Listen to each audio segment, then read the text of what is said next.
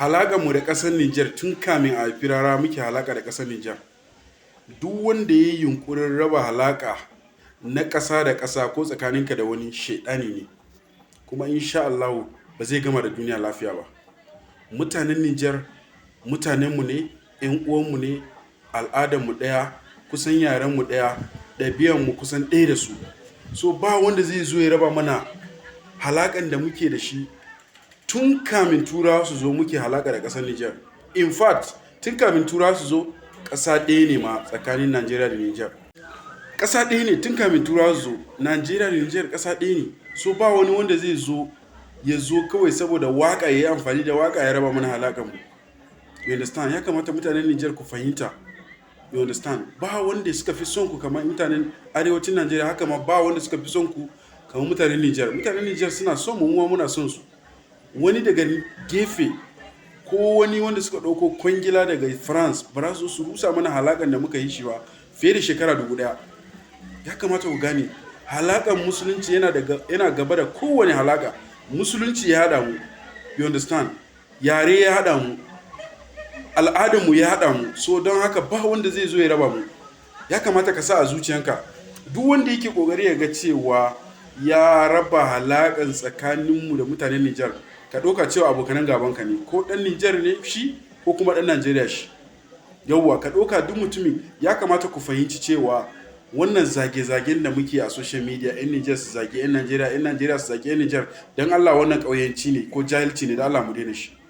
Mu mutane ɗaya ne, yare ɗaya, al'ada ɗaya, yanki ɗaya, kusan yanki ɗaya. Muna buɗe da ku, muna kasuwanci, muna auratayya.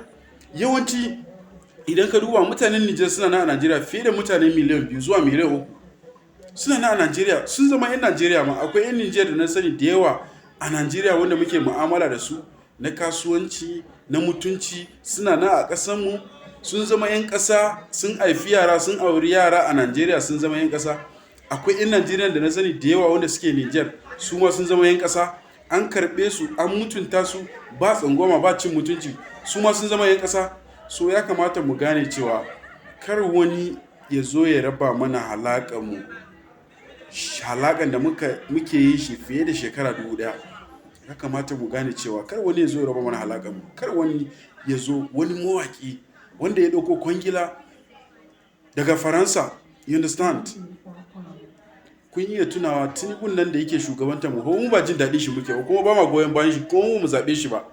Tinubu ba ɗan arewacin Najeriya ba ne. Tinubu ɗan kudancin Najeriya ne.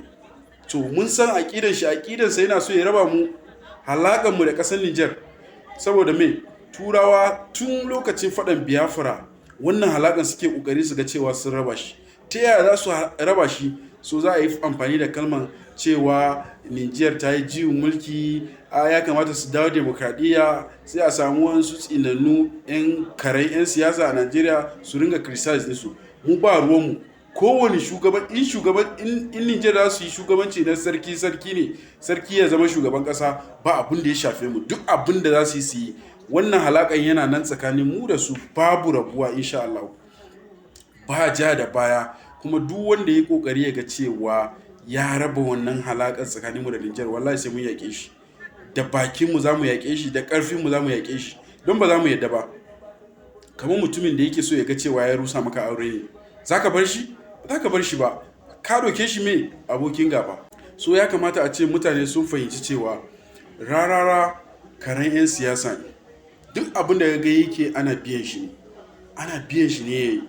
Duk lokacin da wani abu ya faru a Najeriya wanda mutane suka fuskanci wannan abun, suna zagin gwamnati, suna adawa da gwamnati akan wannan abun da aka yi ba daidai ba, to rara zai sako waka saboda ya kauda hankalinku, ya diversifying din hankalinku zuwa wani abu daban.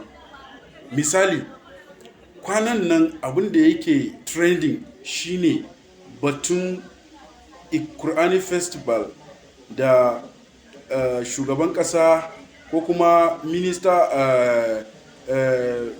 shugaban NNPC da isa wanda ya organizing din Qur'ani Festival, wanda kowane ƙungiyoyi na Najeriya za su wakilce ƙungiyansu. Za a zo Abuja National Stadium, a zo a baje koli, kowa ya zo ya yi recitation, Quran recitation, wai za a yi addu'a wa ƙasa. Kuma a zahiri manufan shine ana so a yi supporting din Bola Tinubu akan zaben da za a yi na 2027 election, shine notion behind the Qur'ani recitation da ake so a yi. So mutane sun gano dan Bello ya bankado da wannan abun, kowa yanzu ya gane cewa siyasa ne, ba wai ana yi saboda Allah bane, ana so a yi siyasa ne da wannan abu. So mutane sun gano suna ta adawa da wannan abu, wayan su malamai ma sun ce sun yi bara'a da wannan abu, ba ruwansu da wannan abu. To Rara ya ga cewa yanzu an sa gwamnatin Tinubu ana criticize, sai su ko waƙan kuma yana zagin shugaban ƙasar Nijar. To yana so hankalin mutane su bar wannan abin da suke na facing din gwamnatin Tinubu suke adawa da ita akan wannan abun, su koma maganar Nijar, ana zagin shugaban ƙasar Nijar. So ba zai yiwu ba. Mu wayayyu ne, masu hangen nisa, mun gano manufan shi. Insha Allah za mu yi kokari mu ga mun rusa wannan diversification din na hankalinmu da yake so ya yi zuwa maganan shugaban ƙasar Nijar. Ba shine a gabanmu ba.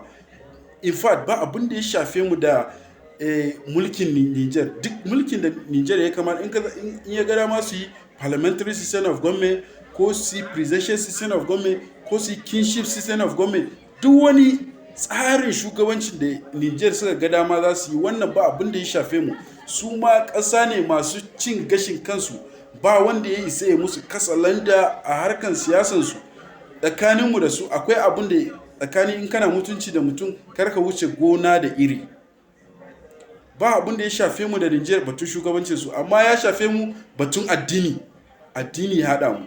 So mu ba ruwanmu da maganan ƙasa, a'a, mu ba mu da ƙabilanci, ba maganan ƙabilanci, ba mu tare da mai ƙabilanci.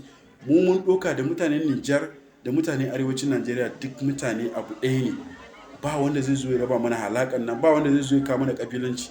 A musulunci ba ƙabilanci. Shine wanda ya fi kowa a gunka shine dan uwanka musulmi, shine kawai.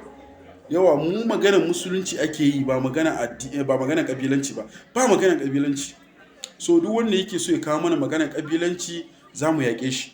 So duk abin da kuka yi wa Rara daidai ne mutanen Nijar, muna goyon bayan ku. Mun yi bara'a da duk wani abin da ya kawo, ba ma tare da shi. 80 to 90% na mutanen arewacin Najeriya ba sa tare da Rara. Mutanen da suke tare da Rara shine mutanen da suke ci a gwamnatin, mutanen karen 'yan siyasan shi, magoya bayan shi, da kuma mutanen Yarabawa, wanda su ne shugaban ya fito daga yankin su suke supporting din shi a ci mutuncin Nijar. So mu mafi yawa 'yan adawa wanda ba muke adawa da wannan gwamnatin, ba ma tare da Rara, ba ma tare da cin mutuncin da yake yi ko kaɗan. Wannan abun baya mana daɗi, kuma hankalinmu yana tashi. 'Yan uwanmu ne Nijar, kamar yadda za a taɓa ɗan uwanka ka jawo shi, hakan ma za a taɓa mutanen Nijar mu jawo shi. So ba ma tare da Rara. So ina kira da mutanen Najeriya da Nijar ku gane ku gane cewa shi Rara aikansa ake yi wannan abun. Yana so ya canja muku tunaninku akan abin da kuka sa a gaba, ku koma kuna maganan shugabancin Nijar, ya zama na cewa an haɗa ku gaba da Nijar. Idan an haɗa ku gaba da Nijar, sai ku ringa kallon Nijar wai ɗan uwanku ne tun a da, tun kamin a haifi uban Rara ma ɗan uwanku ne. Shekara 1000 da ya wuce Nijar muna kasuwanci da su. You understand? Wanda ya zo ya assasa musulunci a Najeriya, because musulunci dama yana Najeriya. Wanda ya zo ya assasa shine Dan Fodiyo, daga Nijar ya fito. You understand? So mu muna da halaka mai ƙarfi da mutanen Nijar. Rara bare zo ya raba mana halaka mu ba. Ya kamata ku gane cewa mutanen Nijar da mutanen Najeriya mu gane cewa Rara abokin gaban mu ne. Don shedani ne. Duk mutumin da ya raba halaka tsakanin wani da wani, ko tsakanin ƙasa da ƙasa, wallahi shedani ne. Don shedan ne yake raba halaka. Shedan ne yake raba halaka aure, mata da miji, yake halaka ya raba ka da musulunci saboda ka koma kafirci. To haka shi ma Rara yana so ya raba mu da yan uwan mu musulmai, wallahi shedan ne.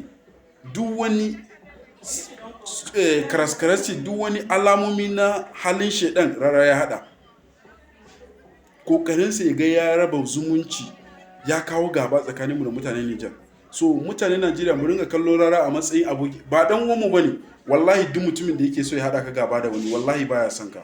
Wallahi wannan mutumin annoba ne a cikin mutane. Wallahi kar duk wanda ka ga saboda waƙar Rara yake birge ka, wallahi za ku tashi tare. Don waƙa haramun ne a musulunci. Babu inda musulunci ya ce a yi waƙa. Sauran videos din insha Allah zan sake a YouTube channel ina, yana na a YouTube channel ina, ku shiga za ku gani. Zan sake na uku.